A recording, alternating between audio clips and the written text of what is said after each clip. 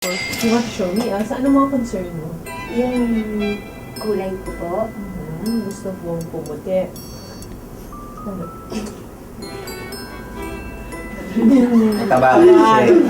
Sige, pwede mong nagtingnan. Sige. Hindi ka, dito muna tayo sa mirror. Anong area feeling mo na medyo gusto mong bawasan? Diyan. Pinch ko. Medyo, Sabi sa'yo, nakakataba kanin. Wala namang sinabi.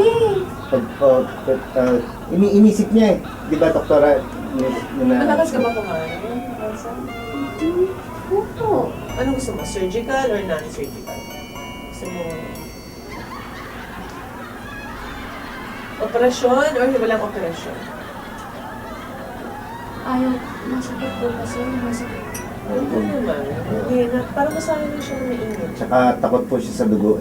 Walang gano'n. Non-surgical lang. Yung tenor. Yan. Pwede ba sa kanya yung tenor? Di ba, alam ko lalaki yun.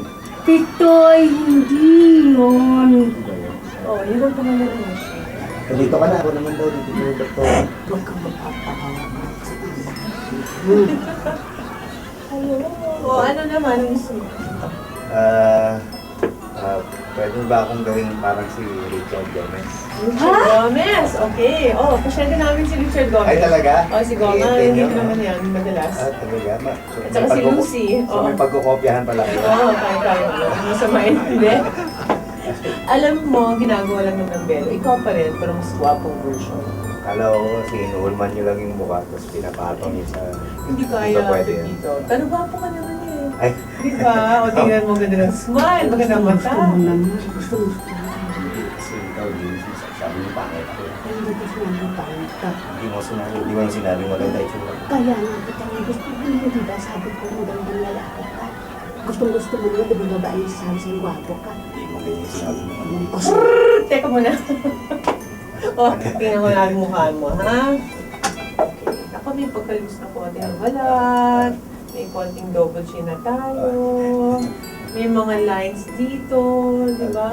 Yung double chin na sabi ko kasi maganda pag doble lahat.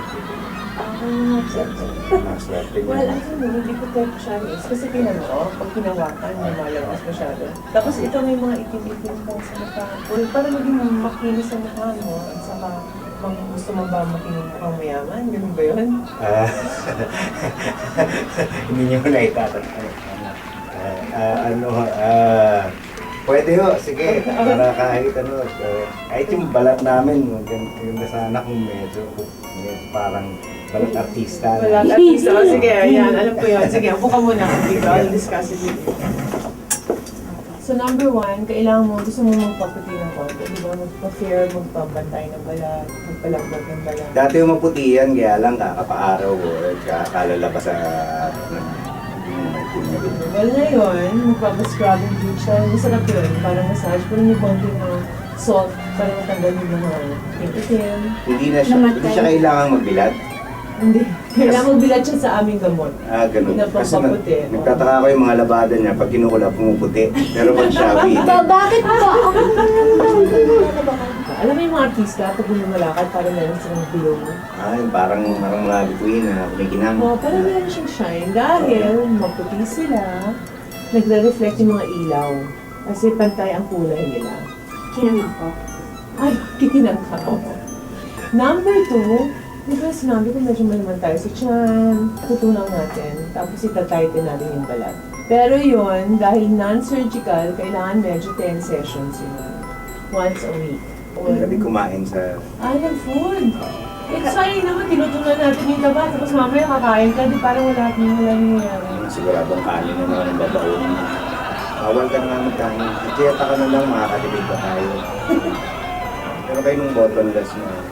Bottomless? Bottomless. Walang botones na iced tea. Meron po kami nun. May tanong lang ako, yung sa balat, Mm. sabi niya di ba parang artista, Mm. pwede po kayang siya na lang yung kikinang? Ayaw mong kuminom?